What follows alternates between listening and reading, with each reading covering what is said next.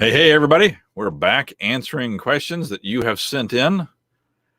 And today I am going to, or this session here, I'm going to answer a question. At least I'm going to answer half of the question that Metallic, or I guess it's Metallica Addict number one. I'm not really sure. Your name is a mystery to me. It was your screen name.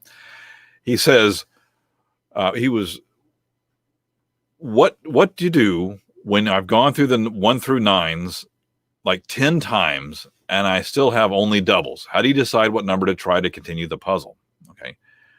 Well, and then this next person, Modest, replies to that. He says, I feel like I'm at the same spot, or I'm utterly blind. There's a lot to unpack in this one, and I'm going to go through it. The second half of the question really about how do you decide what number to try to continue with the puzzle. I am actually going to answer that in the next one because I have two other people who have essentially made the same comment, and I'm going to deal with that separately. So his comment right now is his question, what do you do when you've gone through the 1-through-9s like 10 times and you still have only doubles? Okay. Now this is an interesting thing. It's of course it's really hard to answer because I don't see that particular puzzle. It would be very from one puzzle to the next, although maybe he's actually running into the same problem multiple times. But here's an interesting, I'm going to try to unpack this a little bit and give you some hints and tips here about what to do. So first of all, if you really have only doubles, so what does that mean? That would mean that every space on the board that's empty has two possibilities and only two possibilities. So if I take him at his word, and he's not exaggerating here, if he has doubles everywhere, that would mean every space on the board has only two possibilities. Okay. That particular situation is a problem. Okay. It's actually unsolvable. Okay. You actually cannot solve the situation where you have doubles everywhere. There's no logical solution. You actually do have to flip a coin in order to figure that out. Now, there is I call that particular situation a doubles dead end. There's no solution. There's another out in the Sudoku verse. The other name for it is the bi-value universal grave or graveyard. And basically what that means, by value means that two possibilities in each space. And then universal, it's every space on the board. And then graveyard means that it's basically a dead end. That is a problem if you really do have by value or doubles, as I say, all over the board. Now, how did you get into that situation? Well, one possibility is that you, what ended up happening is that you actually that you made a mistake. That's one of the possibilities. Somewhere you made a mistake and you jumped to some conclusion and you wound up in this situation. That's one possibility. Another possibility is that the puzzle is bad. So wherever you got the puzzle from, the puzzle maker could have done something and not actually tested the puzzle to see if it could be solved by logic. And you wind up in a situation where it's bad. You know, you wind up in this dead end situation. The puzzle is bad. Now, I would actually say that situation is probably fairly rare. Okay. Yeah. I don't know that happens that often, but it could actually happen. So however, what if I don't take him at his word? Okay. So he says he's got doubles. He says only doubles. Okay. What that may mean that he has mostly doubles and he has some spaces that are not doubles. Some spaces can have three or more possibilities. Well, in that situation, there's probably some logical solution. And it may be there's this technique that I call it the doubles dead end solution. Okay. Other places call it the bug or by value universal grave plus one. And that actually is a possible solution to the puzzle. If you have very few of those spaces, you have doubles everywhere except for a few spaces that can be like three numbers. That's a possible solution to the puzzle. It will require you're learning a new technique. Okay. The core of your question, though, is you're stuck and you don't know what to do next. Okay. And to tell you exactly what to do for that particular puzzle or for any particular puzzle would be impossible without seeing the puzzle, and I would have to address that right there. However, what you really need to do is you need to get more skills under your belt. Okay, that's really the core issue here, and one of the skills that for example, in this particular case I was talking about, is one of the skills that you might need is the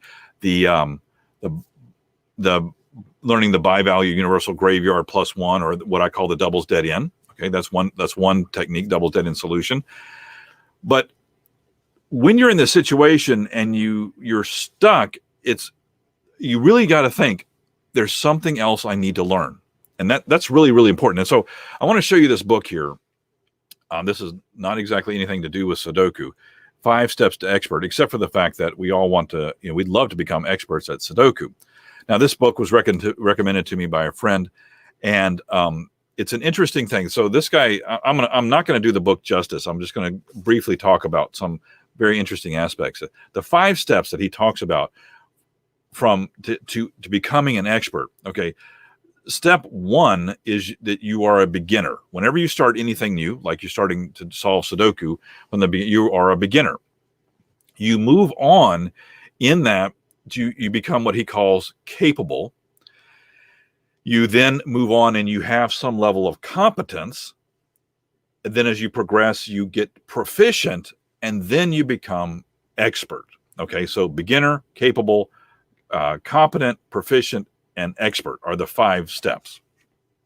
The interesting thing is, and again, I'm not going to do the whole book justice by this one thing, is that a lot of times when we're at the beginner to capable stages, when we're at those early stages, we don't really know what we don't know. And we think that we know it all. And actually, if I look back on my own journey, I remember when I first started solving Sudoku, and even well into, a couple of years into actually being Sudoku professor, I thought I knew it all. I mean, it was pretty arrogant of me at the time. But I thought, what else is there to learn? And then guess what? Here we are 12 years or 11, 12 years later, here I am, and I'm still learning new things. I'm still learning. As a matter of fact, tomorrow I've got a call with another one of our top club member contributors, and we're going to discuss a new technique that one of our other club, that he and one of our other club members have come up with or fleshing out. Okay. And we're going to see what we can do to work that in, this new technique on what we call quad combos, and using the logic of how these quad combos can be spread around the board and to solve puzzles. I'm still learning. And the thing about it is that when you're newer in this whole thing, when you're at the beginner, the capable, even into the competent stage, you don't realize that there's so much more to learn. And so you look at a puzzle and you think, I've done everything I can do. Well, you have done everything you could do, but you're not realizing that there is more that you can learn. And so I want to encourage you to get out there and learn more. Watch these videos. I'm giving you a lot of stuff this week. This is Sudoku week. We're celebrating, and I'm giving you all the stuff you can learn from these videos. You can sign up for my free lessons. You can purchase my lessons. You can join the Sudoku Professors Insiders Club. And all of these things would allow you to learn the great thing about my lessons, I mean, you can learn around the internet, but if I'm giving a little commercial here, sorry, it wasn't really intended to be this way, but is that I have a systematic approach, and it's very structured. And so you build as you learn. So you're not watching one video where you're talking about something fairly straightforward, and then the next video you're talking about something extremely complex. You're building on that. And for those of you who are members of Sudoku Professor and you have learned, if you would like to comment and attest to that, I would appreciate that. So now let's see here. Marianne, I think it's Marianne. Yes. Marianne Atkinson. Hey, Marianne, how are you doing?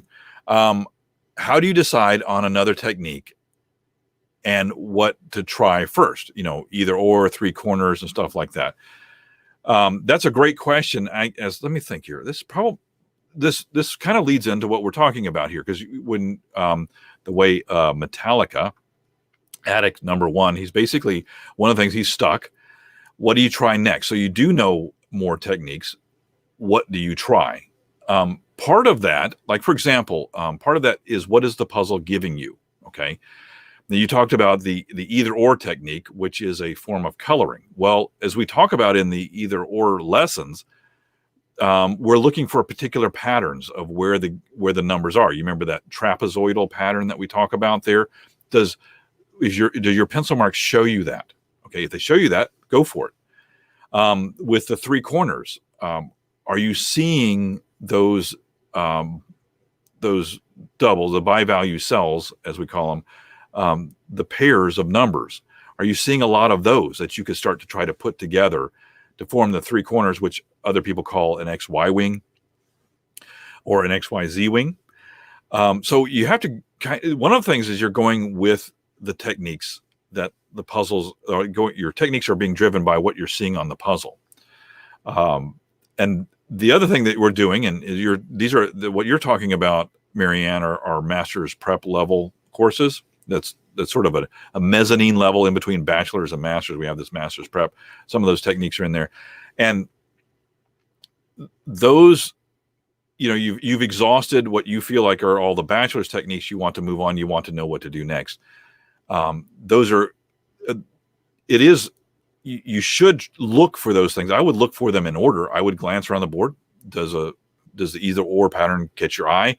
If not, do you see the patterns for three corners? If we move on into the master's level, how about some doubles that would lead to a potential deadlock?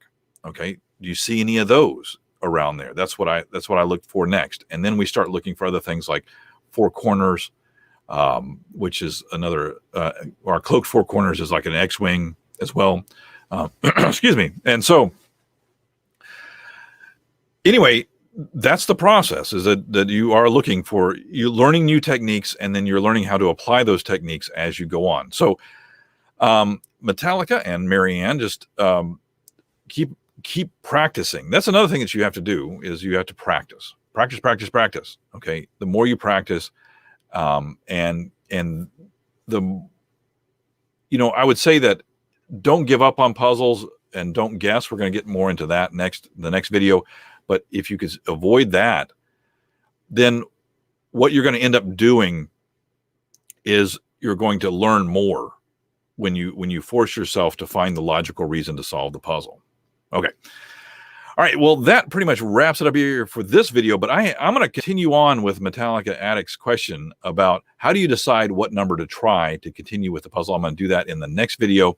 So join me back here in about 10 or 15 minutes. And we'll go over that. And if you have any other questions, feel free to post those. Thanks for joining and watching us live. And I will see you in a little bit in our marathon question and answer session that we're doing here today during Sudoku Week. So I'll see you in a few minutes.